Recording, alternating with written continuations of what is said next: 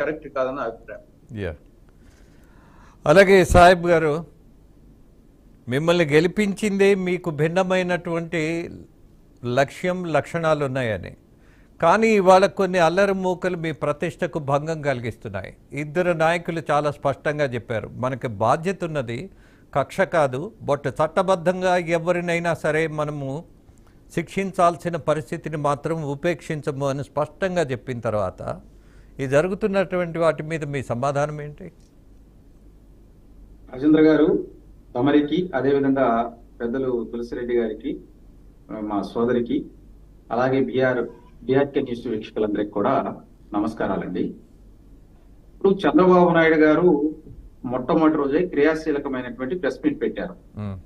ఆయన ఇప్పటికే మనం నష్టపోయి ఉన్నాం, ఈ కక్షలు, కార్పణ్యాలు, దాడులు పక్కనెట్టేయండి, రాష్ట్రం అభివృద్ధి కోసం మనం కూటమిలో కలిసాం, మనం కేంద్రాన్ని ఒప్పించి మనం అన్ని కూడా రాష్ట్రాన్ని అభివృద్ధి పదంగా ముందుకు తీసుకెళ్దాం. మరి వైకాపా పార్టీ శ్రేణులు రెచ్చగొడుతున్నారు, మనం కార్యకర్తలు, నాయకులు సంయమనం పాటించండి, ఎటువంటి దాడులు వద్దు అని చెప్పి ఆయన క్లియర్ కట్ గా చెప్పారు. దీంతో ప్రధానంగా ఏంటంటే, మరి నిన్న జగన్మోహన్ రెడ్డి గారు ఆయన ఒక ట్వీట్ విడుదల చేస్తూ, వైసీపీ అల్లరి మూకలు మా మీద దాడులు చేస్తూ ఉన్నాయి, మమ్మల్ని ఆ గోండాలలాగా చిత్రీకరించారండి. ఆయన పెట్టాడు దాంట్లో తెలుగుదేశం పార్టీ నాయకుల్ని గోండాలతో అభివర్ణిస్తున్నాడు. అంటే ఏంటండి ఇక్కడ, అంటే వాళ్ళ యొక్క కార్యకర్తలను రెచ్చగొట్టాలనే, వాళ్ళ కార్యకర్తలను రెచ్చగొట్టి వీళ్ళేమో ప్యాలెస్ లో ఉండాలి, కార్యకర్తలు బయటకు వచ్చేసేమో మా మీద ఎదురుదాడి చేసేసి కక్షలు, కార్పణ్యాలు సృష్టించాలని. దీనికి నేను చిన్న ఉదాహరణ కూడా చెబుతానండి. బొత్స సత్యనారాయణ గారి ప్రెస్ మీట్ చూడండి ఒకసారి. అలాగే ఆయన మాట్లాడే మాటలు ఏ విధంగా ఉంటాయి, మీరేమైనా చేయండి, మేము కమిటీ వేస్తాము, దాడులు మీరు చేయండి, మీరు వెళ్ళండి, మేము కమిటీలు వేసేస్తామంటే అది కరెక్టేనా? వశశ్రీవాణి గారు ఆయన మాట్లాడే మాటలు కూడా చూడండి. అంటే వాళ్ళ కార్యకర్తలు రెచ్చగొడుతున్నారు. మీరు అన్నట్టు 1-2 చాట్ల మా వాళ్ళేమో తెలిసి తెలియక ఏదో కొరతనంగా చిన్న మా కార్యకర్తలు, కొంతమంది చిన్న నాయకులు ఎవరో ఉంటారు, వాళ్ళ వెనకాల ఎవరూ లేరండి. వాళ్ళు ఏదో ఆవేశంలో ఏదో కోడిగుడ్లు విశ్లేషణ కానీ చిన్న పనులు చేసి ఉండొచ్చు. నేనేమంటానంటే అది కూడా తప్పే. మా అధినాయకుడు క్లియర్ కట్ గా చెబుతున్నారు, సమయం పాటించండి అని చెప్పి. నేను కూడా మీ బీఆర్కే ఛానల్ ద్వారా మా కార్యకర్తలు, సెకండ్ కేడర్ నాయకులకి ఒకటే చెబుతున్నానండి, ఏమండి ఎవరు కూడా వైకాపా పార్టీ వేసినటువంటి ఉచ్చులో మీరు ఆ చట్టంలోకి వెళ్ళొద్దు. దయచేసి ఏంటంటే, తెలుగుదేశం పార్టీ నందమూరి తారక రామారావు గారి దగ్గర నుంచి ఈ రోజు చంద్రబాబు నాయుడు గారి దాకా కూడా మనం హ్యూమనిస్టులు అందరం కూడా సమయం పాటిస్తాం.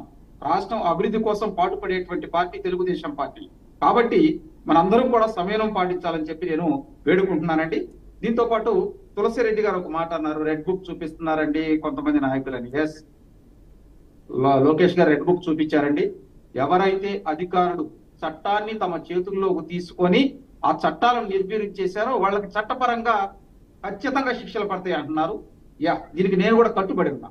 ఎందుకంటే నేను ఈ అంశంలో ఒకటి మాట్లాడాలి. రాజేంద్ర గారు, తమరు అమరావతి రైతుల మీద దాడులు, దౌర్జన్యాలు జరిగేటప్పుడు విజయవాడలో వచ్చారు మీరు. వాస్తవంగా అక్కడ పరిస్థితులు ఎట్లా ఉండేవని ఆ రోజు మీరు కూడా ఒక న్యూస్ ఛానల్లో క్రియాశీలకమైనటువంటి పాత్ర. ఆ రోజు అమరావతిలో ఉన్నటువంటి రైతుల గురించి మాట్లాడుతూ మీరు కూడా భావోద్వేగానికి లోనయ్యారండి. ఎందుకంటే మేము చూసాం.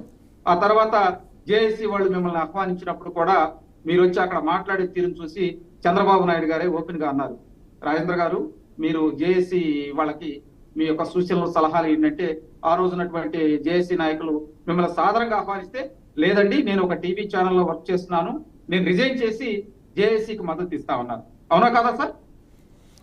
నిజమే. బియాండ్ జర్నలిజం సమ్ టైమ్స్ మనం నిలబడాల్సి వచ్చినప్పుడు అక్కడికి నేను ఒక కార్యక్రమానికి వస్తే అమరావతి రైతులు నన్ను రిసీవ్ చేసుకున్నటువంటి విధానం అయితే, అలాగే అనేక మంది వృద్ధులు, యువకులు వచ్చి నన్ను హత్తుకుంటున్నప్పుడు నాకు కూడా ఒక మనిషిగా ఒక ఆలోచన, ప్రేరణ రెండు ఉంటాయి. అందుకే అక్కడి నుంచే రిజైన్ చేసినటువంటిది వాస్తవమే. తర్వాత పరిణామంలో మరి హైదరాబాద్ లో మీ మీద దాడి జరిగిన మాట వాస్తవం కదా, మీ కారు మీద దాడి జరిగిన మాట వాస్తవం కదా, ఇవన్నీ మీరు చెప్పుకోవడానికి మొహాట పడ్డారా? అలా వాస్తవంగా మీ ఇంటిని తగలబెట్టలేదా? మీ ఇంట్లో ఉన్నటువంటి మేడం గారి మీద, ఆమె మీద కూడా దాడి చేయలేదా? ఇవన్నీ ఎందుకంటే ఒక విషయం రాజేంద్ర గారు, కొన్ని విషయాలు మీరు దాడులు, దౌర్జన్యాల గురించి మాట్లాడుతున్నారు కదా.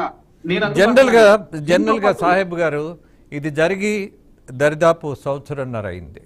బట్ నేను అవునండి. మీడియా ముందుకొచ్చి నాకు ఇలా జరిగింది అని చెప్పుకుంటే ఈ సమాచారం వల్ల ప్రజలకు వచ్చేటటువంటి ఉపయోగం ఏంటి అని క్వశ్చన్ చేసుకున్నప్పుడు